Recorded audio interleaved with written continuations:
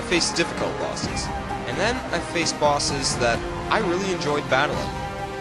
For a boss to be on this list, the fight should play out well, have a certain degree of memorability, and uniqueness is also a plus. Keep in mind, there are a lot of bosses to choose from for a list like this, so please respect the amount of time and work it has taken to make this list. Also, these are only from games I've played, so please be mindful of that. But before we start, one last thing. No final bosses. That's for another top 10.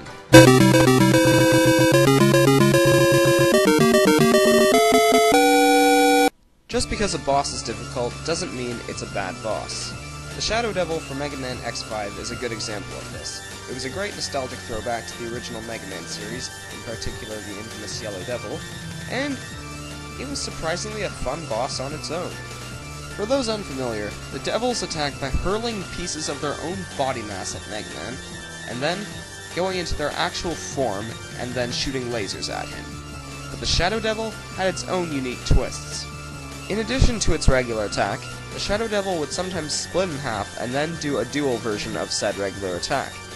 Then, it would sometimes transform into Dr. Wily's final mech from Mega Man 6. Not to mention, it's a more enjoyable fight because, to be honest, I actually found the original Yellow Devil much harder than this thing.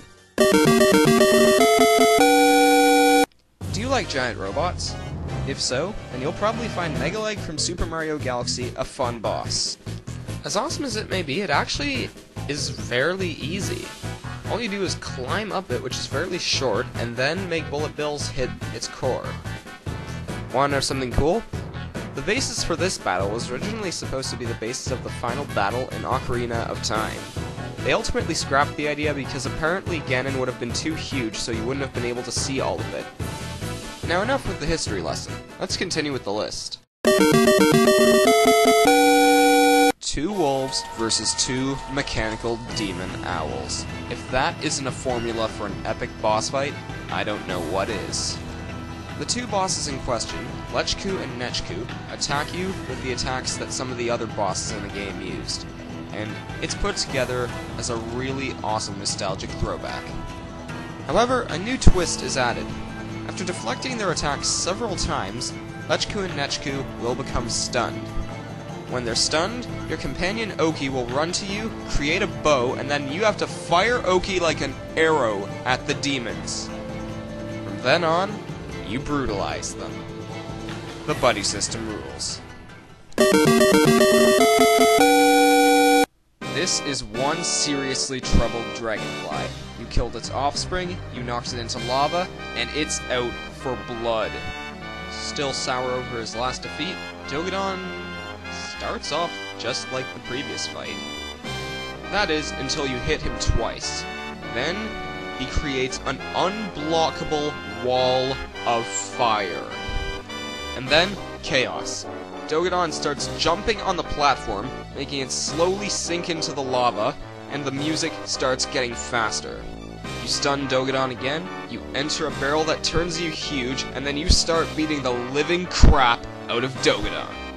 In the end, you punch Dogadon straight into the wall, he falls into the lava for the last time, and it all feels so satisfying. Allow me to give you a dramatic retelling of what most people probably thought when they first fought this boss. Alright, boss time. This shouldn't be that difficult, now should it? Oh, what? That looks gnarly. Do I really have to fight that thing? Oh, you bet you have to fight this thing. All 3 forms of it. 3 forms of utter completeness. Probably one of the most complete boss fights on this entire list. In the first form, you have to take out Quadraxis' legs. This can be a pretty tough task sometimes because of Quadraxis' massive arsenal of weaponry. Once you've taken out the legs, you then have to attack the antenna that appears on the remains of Quadraxis' body. Once that's done, Quadraxis' floating head will become stunned, so you can attack an antenna on that as well. After the shield around the head is down, you can proceed to bomb the head. Use the boost ball to jump from the leg to the head, and then use the bombs to blow it up for good. Yep, you completely annihilate Quadraxis. First its body, then its shield, and then its head. That is a complete boss battle.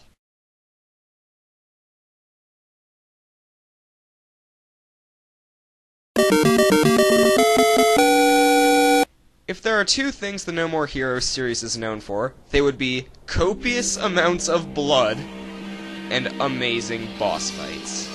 It was ultimately incredibly difficult to choose the one from No More Heroes I was going to use, but I eventually settled on Alice from No More Heroes 2. The bitter second rank of the UAA, I believe that she would be Travis Touchdown's equal if he ever had one. Like Travis at this point in the game, Alice is beginning to question why she is an assassin in the first place. I've seen a lot in my journey up the ranks, an endless cycle of violence, now broadcast as a spectator's sport. Why, Travis? Why do so many assassins join if we are all going to end up killing each other in the end? She's also like Travis due to her choice of weapon. She wields 5 beam katanas, and the fight against her is actually a pretty fair challenge. A clash of beam katanas.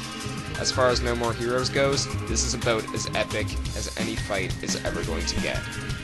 Because of how great a personality Alice had and how great the fight was, her death was brutal to watch.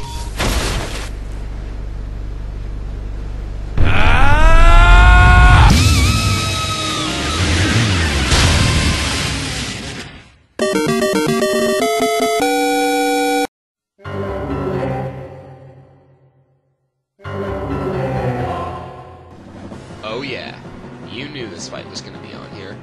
It's so inventive, it couldn't not be on here. The first form of this battle is just genius. Riding around on the spinner, circling around the arena, bouncing through minions, and then eventually hitting Star-Lord's spine? Classic. But wait, it's not over. Then you have to use the spinner to ascend a giant column, chase after Star-Lord's head, jump in between the walls dodging fire, eventually hit Star-Lord's head, and then hack it to death with a sword. This battle deserves its spot completely. Probably the only boss on this list that combines originality and insanity. Look at this thing. Stuff's flying at you everywhere, you're jumping on missiles, and in general, is this not an awesome setup for a boss fight? Okay, so maybe that statement I just made wasn't exactly true. Psycho Mantis for Metal Gear Solid is both original and insane. Although, granted, Psycho Mantis is an entirely different kind of insane.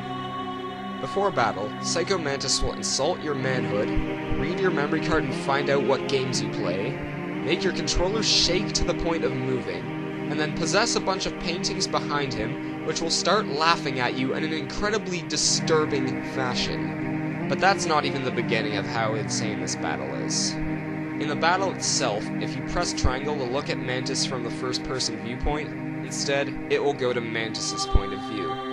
Furthermore, Mantis will sometimes black out the screen, turn invisible, telekinetically throw objects at you, and to top it all off, he'll dodge most of the shots you throw at him, unless you switch controller ports.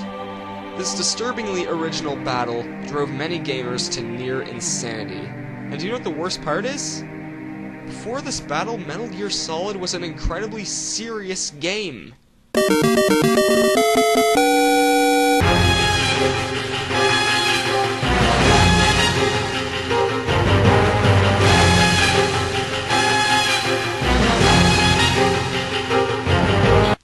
Guess what?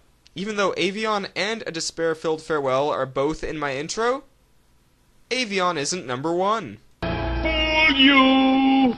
So wait, if Avion isn't number 1, then what is? I'll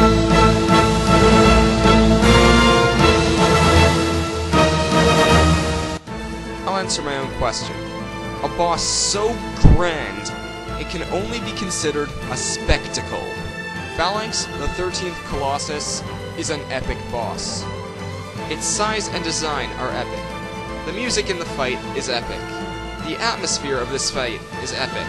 And the way you climb up and kill this boss is epic. After grounding this boss by shooting at its air sacs, chasing the boss on horseback, and then climbing up its wings, you finally slay the beast. And it's incredibly rewarding.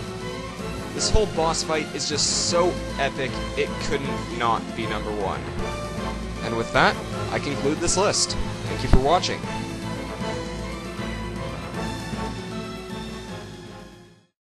Falcon Punch!